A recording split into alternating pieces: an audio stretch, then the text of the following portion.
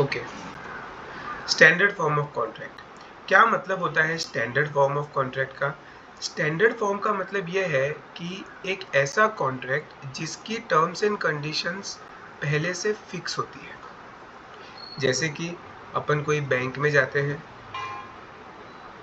या कोई insurance company में जाते हैं। इंश्योरेंस कंपनी में जाकर अगर हम लोग वहाँ पर कहते हैं कि हमें इंश्योरेंस चाहिए, तो वो हमें एक डॉक्यूमेंट पे साइन कराते हैं। उस डॉक्यूमेंट में बहुत सारी टर्म्स एंड कंडीशंस होती है। तो ऐसा तो होता नहीं है कि वो टर्म्स एंड कंडीशंस वो पर्सन के हिसाब से चेंज करते हैं। अजय आएगा तो अलग टर्म्स एंड कंडीशंस होगी, विनय आएगा तो अलग टर्म्स एंड कंडीशंस होगी क्या? नहीं, कोई भी कस्टमर आए उन सब के लिए टर्म्स एंड कंडीशंस फिक्स होती है। तो ये जो टर्म्स एंड कंडीशंस है वो एक टाइप का स्टैंडर्ड फॉर्म बन गया। मतलब कि हर एक क्लाइंट के लिए एक फिक्स फॉर्म बना दिया है, एक फिक्स एग्रीमेंट बना दिया है जिसमें सारी टर्म्स एंड कंडीशंस पहले से ही मेंशन होती है। It is well established that a standard form of contract may be enforced on another who is subjectively unaware of the contents of the document. Subjectively unaware मतलब अब कोई भी आदमी insurance के पेपर पे साइन करता है। इंश्योरेंस के पेपर में तो 250 से ज़्यादा टर्म्स एंड कंडीशंस होती है, तो आप सारी की सारी टर्म्स एंड कंडीशन रीड तो करोगे नहीं, सारी की सारी टर्म्स एंड कंडीशंस रीड तो करोगे नहीं। अगर आप बैंक में जाकर कहते हो कि मुझे अकाउंट ओपन करना है, तो वहाँ पर भी वो आपको एक डॉक्यूमेंट पे साइन कराते हैं जहाँ पर बहुत सारी टर्म्स एंड कंडीशंस होती है। तो वो सारी की सारी टर्म्स एंड कंडीशंस आप रीड तो करते नहीं हो। आप उसमें से कोई main terms and conditions read कर लेते हो, पर सारी तो रीड नहीं करते।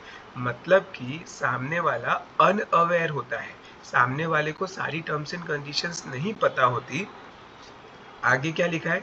Provided the party wanting to enforce the contract has given notice which in the circumstances of the case is sufficiently reasonable.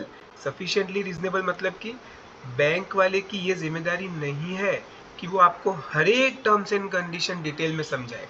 Insurance company की ऐसी जिम्मेदारी नहीं है कि वो आपको हर एक टर्म्स एंड कंडीशंस डिटेल में समझाए, पर एटलीस्ट उनको जो पेपर है, जो डॉक्यूमेंट है, उस डॉक्यूमेंट में वो सारी टर्म्स एंड कंडीशंस लिख के तो आपको देनी ही पड़ेगी। वो आपको जितनी भी टर्म्स एंड कंडीशंस है वो पीस ऑफ पेपर पे लिख के देंगे, तो वो होता है सफिशिएंटली रीजनेबल नोटिस। उन्होंने आपको हर एक टर्म्स एंड कंडीशन पूरी तरह से समझाई नहीं है, क्योंकि वो पॉसिबल भी नहीं है और उसकी ज़रूरत भी नहीं है, पर उन्होंने कह दिया कि भाई हमारी सारी टर्म्स एंड कंडीशन इस बुक में लिखी है, आप पढ़ सकते हो। मतलब उतना सफिशिएंट है। अगर कोई स्टैंडर्ड फॉर्म होता है, कोई स्टैंडर्ड फॉर्म ऑफ कॉन्ट्रैक्ट होता है, तो वहाँ पर आप अगर एक रीजनेबली सफिशिएंट नोटिस भी देते हो तो चलता है। आगे क्या लिखा है?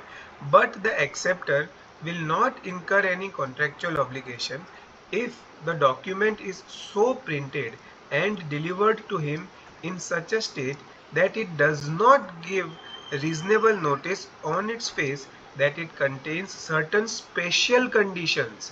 मतलब कि सपोज करो एक डॉक्यूमेंट है, उस डॉक्यूमेंट में 500 टर्म्स एंड कंडीशंस है, 500 टर्म्स एंड कंडीशंस है, उसमें से 490 टर्म्स एंड कंडीशंस ऐसी है जो नॉर्मल है।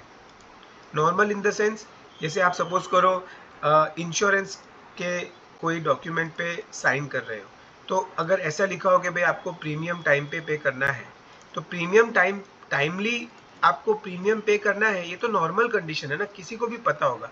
पर अगर ऐसा है कि अगर आपने प्रीमियम टाइम पे नहीं दिया तो आपको पेनल्टी लगेगी ₹1000 की, तो ये तो एक स्पेशल कंडीशन है ना, ये तो आपको हाईलाइट करके बतानी पड़ेगी।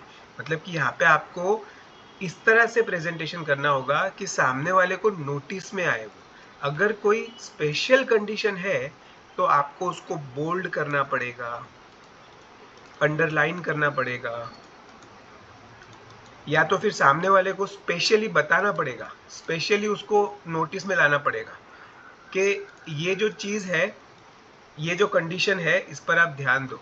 बाकी की जो नॉर्मल कंडीशंस है उस पर अगर आप खाली रीजनेबल, सफिशिएंटली रीजनेबल नोटिस भी दे दो तो चलेगा, पेपर पे लिख के दे दिया चलेगा।